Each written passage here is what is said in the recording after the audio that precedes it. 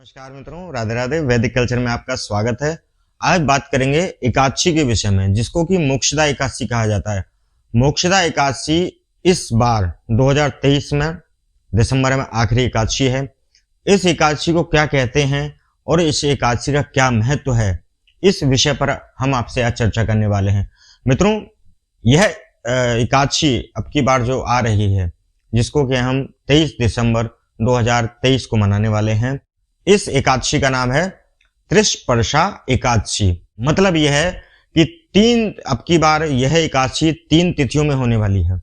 देखिए, जो लोग एकादशी का व्रत रखते हैं वो द्वादशी को पारायण करते हैं, लेकिन इस एकादशी में आपको पारायण त्रयोदशी को करना है। इसलिए 3 तिथियों को मिलाकर यह एकादशी अब की बार होने जा रही है। एकादशी को हम मोक्षदा एकादशी के नाम से भी जानते हैं। तो आइए जानते हैं यह एकादशी आपको कब और कैसे मनानी है। मित्रों, 23 दिसंबर 2023 को इस बार मोक्षदा एकादशी है। शेष मास के शुक्ल पक्ष की जो एकादशी होती है उसे हम मोक्षदा एकादशी के नाम से जानते हैं। मोक्षदा का मतलब है मोक्ष प्रदान करने वाली। मुख्य रूप से यह अपने पितरों के लिए भी की जाती है और इस एकादशी का इतना बड़ा महत्व है। और इस बार तो यह एकादशी 3 तिथियों में है। यदि आप इस एकादशी का व्रत रख लेते हैं, मोक्षदा एकादशी का, तो आपको 1000 एकादशी व्रत करने का पुण्य फल जो होता है वह इस एकादशी का व्रत करने मात्र से वह पुण्य फल प्राप्त हो जाता है। अब की बार इस 23 दिसंबर को मोक्षदा एकादशी का व्रत रखना बिल्कुल भी ना भूलें, क्योंकि आप अपने पितरों के निमित्त भी इस एकादशी का व्रत कर सकते हैं। पितृलोक में जो पितृ परेशान हैं, जिन लोगों के जीवन में, जिनको लोगों की कुंडली में पितृदोष है, वह इस एकादशी का व्रत करके अपने पितरों को प्रसन्न कर सकते हैं और अपने जीवन में आने वाली समस्याओं का समाधान प्राप्त कर सकते हैं। मोक्षदा एकादशी का व्रत मोक्ष प्राप्ति के लिए भी किया जाता है। वह चाहे अपना मोक्ष प्राप्ति के लिए हो, चाहे अपने पितरों के मोक्ष की प्राप्ति की कामना हो। इस कामना से किया गया यह मोक्षदा एकादशी का व्रत आपके सभी पितरों की भी मुक्ति करा सकता है और स्वयं आपकी भी मुक्ति का मार्ग प्रशस्त कर सकता है। इस एकादशी का व्रत करने से आपकी सभी प्रकार की मनोकामनाएं पूर्ण होती हैं, सभी प्रकार की चिंताओं से आपको मुक्ति मिलती है यदि आप इस एकादशी का व्रत रखते हैं।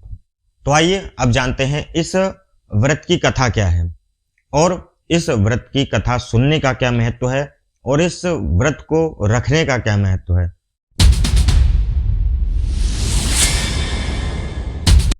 अर्जुन ने उत्पन्ना एकादशी की उत्पत्ति, महिमा और महात्मा आदि सुनकर भगवान श्री कृष्ण से कहा, हे परम पूजनीय भगवान कृष्ण, हे त्रिलोकीनाथ, आप सभी को सुख और मोक्ष देने वाले हैं। मैं आपको प्रणाम करता हूं।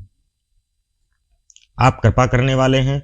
मेरी एक जिज्ञासा है जिसे आप शांत करिए। भगवान कृष्ण ने कहा, हे अर्जुन, जो भी कुछ जानना चाहते हो निर्भय होकर कहो, मैं अवश्य ही तुम्हारी जिज्ञासा को शांत करूंगा। हे प्रभु, यह जो आपने मार्गशीर्ष माह के कृष्ण पक्ष की एकादशी के विषय में मुझे बताया, उससे मुझे बड़ी शांति की प्राप्ति हुई। अब कृपा करके मुझे मार्गशीर्ष माह के शुक्ल पक्ष में जो एकादशी पड़ती है उसके विषय में भी बताने की कृपा करें। उसका नाम क्या है, उस दिन कौन कौन से देवता की पूजा करनी चाहिए और उसके पूजन की विधि क्या है, उस व्रत को करने से मनुष्य को क्या फल मिलता है। प्रभु, मेरे इन प्रश्नों का विस्तार सहित उत्तर देकर मेरी जिज्ञासा को आप शांत कीजिए, आपकी अति कृपा होगी। अर्जुन की जिज्ञासा को सुनकर भगवान श्री कृष्ण बोले, हे अर्जुन, तुमने बहुत ही श्रेष्ठ प्रश्न किया है, इसलिए तुम्हारा यश संसार में फैलेगा। मार्गशीर्ष मास के शुक्ल पक्ष की एकादशी अनेक पापों को नष्ट करने वाली है। संसार में इसे मोक्षदा एकादशी के नाम से जाना जाता है। इस एकादशी के दिन श्री दामोदर भगवान का धूप दीप नैवेद्य आदि से भक्ति पूर्वक पूजन किया जाता है। हे कुंती पुत्र, इस एकादशी के व्रत के पुण्य के प्रभाव से नरक में गए हुए माता पिता पितरादि को स्वर्ग की प्राप्ति होती है। इसकी कथा एक पुराण में इस प्रकार है, इसे तुम ध्यान पूर्वक सुनो। वैखानस नाम का एक राजा प्राचीन नगर में राज करते थे। उसके राज्य में चारों वेदों के ज्ञाता ब्राह्मण रहते थे। राजा अपनी प्रजा का पुत्रवत पालन किया करता था। एक रात्रि को स्वप्न में राजा ने अपने पिता को नरक की यातनाएं भोगते हुए देखा। इस प्रकार स्वप्न को देखकर राजा बड़ा ही व्याकुल हो गया। वह बेचैनी से सुबह होने की प्रतीक्षा करने लगा। सुबह होते ही उसने ब्राह्मणों को बुलाकर उनके समक्ष अपने स्वप्न की बात बताई। हे ब्राह्मणों, रात्रि को स्वप्न में मैंने अपने पिता को नरक की यातनाएं भोगते हुए देखा है। उन्होंने मुझसे कहा कि हे पुत्र, मैं घोर नरक भोग रहा हूं, मेरी यहां से मुक्ति कराओ। जब से मैंने उनके यह वचन सुने हैं, तब से मुझे चैन नहीं आ रहा है। मुझे अब राज्य, सुख, ऐश्वर्य आदि, घोड़े, हाथी आदि, धन, स्त्री, पुत्र आदि कुछ भी सुखदायक प्रतीत नहीं हो रहा है। अब मैं क्या करूं, कहां जाऊं? इस दुख का कारण मेरे शरीर तप रहा है। इस दुख के कारण से मेरा शरीर तप रहा है। आप लोग मुझे किसी प्रकार का तप, दान, व्रत आदि बताएं, जिससे कि मेरे पिता को मुक्ति प्राप्त हो सके। यदि मैंने अपने पिता को नरक की यातनाओं से मुक्त कराने का प्रयास नहीं किया, तो मेरा जीवन निरर्थक है। जिसके पिता नरक की यातनाएं भोग रहे हों, उस व्यक्ति को इस धरती पर सुख भोगने का कोई भी अधिकार नहीं है। हे ब्राह्मण देवों, मुझे शीघ्र ही इसका कोई उपाय बताने की कृपा करें। राजा के आंतरिक दुख की पीड़ा को सुनकर ब्राह्मणों ने आपस में विचार विमर्श किया और फिर एकमत होकर बोले, राजन, वर्तमान, भूत और भविष्य के ज्ञाता पर्वत नाम के एक मुनि हैं। वे यहाँ से अधिक दूर नहीं हैं। आप अपनी यह व्यथा उनसे जाकर कहें, वे अवश्य ही इसका बहुत सरल उपाय आपको बताएंगे। ब्राह्मणों की बात सुनकर राजा मुनि के आश्रम पर गए। आश्रम में अनेक शांत चित्त योगी और मुनि तपस्या कर रहे थे। चारों वेदों के ज्ञाता पर्वत मुनि दूसरे ब्रह्मा के समान बैठे जान पड़ रहे थे। राजा ने उन्हें दंडवत कर प्रणाम किया और अपना परिचय दिया। पर्वत मुनि ने राजा से कुशलक्षेम पूछी। तब राजा ने बताया कि हे मुनिवर, आपकी कृपा से मेरे राज्य में सब कुछ कुशल मंगल है, किंतु मेरे समक्ष अकस्मात एक ऐसी समस्या खड़ी हुई है जिससे मेरा हृदय बड़ा ही अशांत हो गया है। फिर राजा ने मुनि को व्यथित हृदय से रात में देखे हुए स्वप्न की पूरी बात बताई और फिर दुखी स्वर में बोला, हे महर्षि, अब आप कृपा कर मेरा मार्गदर्शन करें। ऐसे में मुझे क्या करना चाहिए?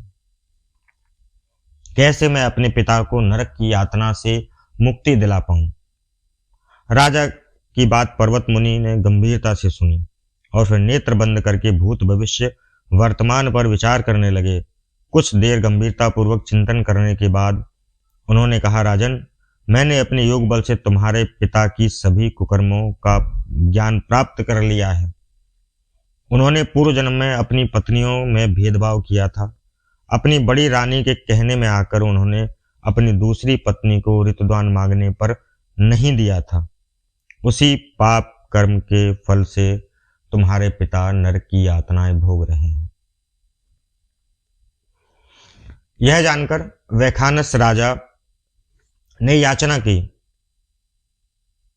हे ऋषिवर, मेरे पिता के उद्धार का आप कोई उपाय बताने की कृपा करें, जिस प्रकार से मेरे पिता का कष्ट दूर हो, वह आप उपाय बताएं। किसी प्रकार से भी मेरे पिता को इस पाप से मुक्ति दिलाएं। इस पर पर्वत मुनि बोले, हे राजन, मार्गशीर्ष मास के शुक्ल पक्ष में जो एकादशी होती है उसे मोक्षदा एकादशी कहते हैं। यह मोक्ष प्रदान करने वाली एकादशी है। आप इस मोक्षदा एकादशी का व्रत करें और उस व्रत के पुण्य फल को संकल्प करके अपने पिता को अर्पित कर दें। एकादशी का पुण्य के प्रभाव से अवश्य ही आपके पिता उस नरक की यातना से मुक्त होंगे। पर्वत मुनि के वचनों को सुनकर राजा अपने राज्य को लौट आए और परिवार सहित मोक्षदा एकादशी का विधि पूर्वक व्रत किया।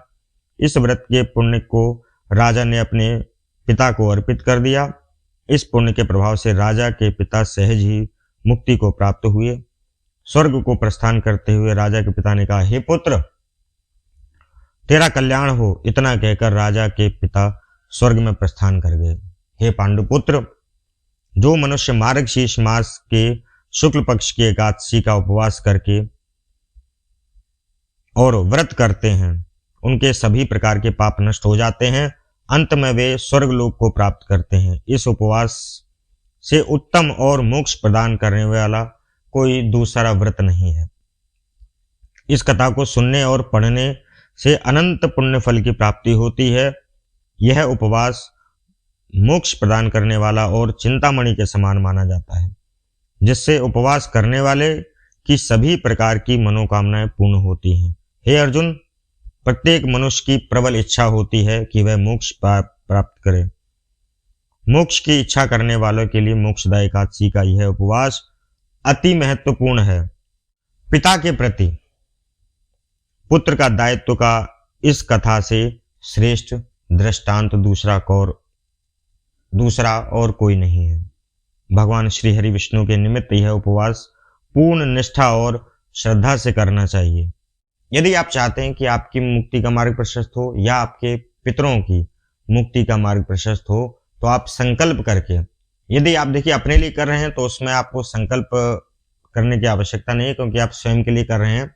और यदि यह व्रत आप अपने पितरों के लिए कर रहे हैं तो सबसे पहले इस पितरों के नाम से इस व्रत का संकल्प लें, उसके बाद यह व्रत रखें, जिससे कि आपका जो पुण्य फल है व्रत का वह आपके पितरों को प्राप्त हो सके, जिससे कि आपके पितरों की मुक्ति संभव हो सके। राधे राधे।